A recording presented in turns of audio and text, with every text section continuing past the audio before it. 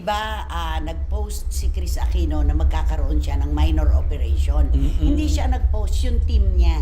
Diba, yung grupo niya, minor operation. Tapos hindi raw natuloy noong unang araw yung Lunes dahil ang BP daw niya fluctuating. Tumaas. Oo, sabi niya. Paano yung pagkalarawan niya sa kanyang blood pressure? Sky high. Sky high.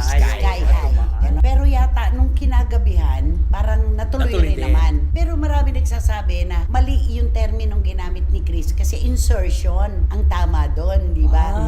Yun yung insertion, yung peak line. Oo. Ang peak line, iyan mo nga kung ano yung peak line. Ang peak line na yung may pinapasok dito, dun dumadaan na lahat na ano, Eto, yung gustong yung mga ipasok. Ang gamot, peak oo.